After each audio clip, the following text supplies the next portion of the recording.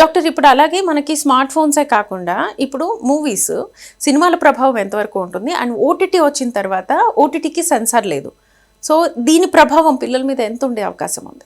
Cinemas మనం 1930s, 1920s దగ్గర నుంచి చెప్పుకుంటూ వస్తే ఇప్పటిదాకా చాలా మందిలో పాజిటివ్ చేంజెసే చూపించాయి సినిమాలు. కల్చర్ నేర్పించాయి. ఒక హీరో అన్న క్యారెక్టర్, ఒక వదిన అన్న క్యారెక్టర్, ఒక తమ్ముడు అన్న క్యారెక్టర్‌కి ఎలాంటి ఇంపార్టెన్స్ ఇవ్వాలి అని మనకు ఇంటి ఫ్యామిలీ నేర్పించకపోయినా, అటువంటి డ్రామాటిక్‌గా అర్థం చేసుకోకపోయినా కూడా సినిమాల ద్వారా నేర్చుకున్న సందర్భాలు చాలామందే ఉన్నాయి. చాలామంది సక్సెస్ కూడా అయ్యారు ఇలా చేసుకుంటూ.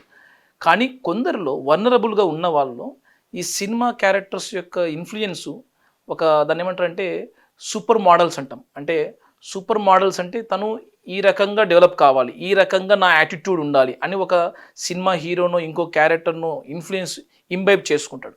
తనకున్న అగ్రెషన్‌ని ఇలా అందరి ముందు ఇలా చెప్పగలగాల, ఇలా ఫైట్ చేయగలగాల, ఇలా చూపించగలగాల అని వాడు క్యారెక్టర్ ఇంబైబ్ చేసుకున్నప్పుడు ఆ హీరోకున్న లేకుంటే ఆ క్యారెక్టర్‌కున్న అలవాట్లను కూడా ఇంబైబ్ చేసుకుంటారు.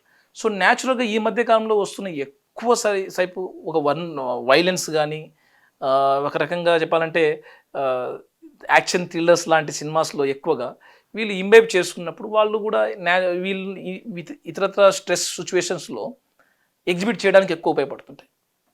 సో ఈ ఇన్సిడెంట్స్ మనము సినిమా యొక్క ఇన్‌ఫ్లూయెన్స్ కొంతమందిలో నెగెటివ్‌గా వాళ్ళ పర్సనాలిటీని షేప్ చేసుకుంటూ, ఇన్వాల్వ్ చేసుకుంటూ, ఈవెన్ డ్రగ్ కల్చర్‌ని కూడా యాక్సెప్ట్ చేసుకుంటూ, సో వాళ్ళ లైఫ్‌లో కన్సీక్వెన్స్‌ని డైరెక్ట్ అండ్ ఇండైరెక్ట్‌గా సినిమా యొక్క ప్రభావం చాలా పడుతుంది.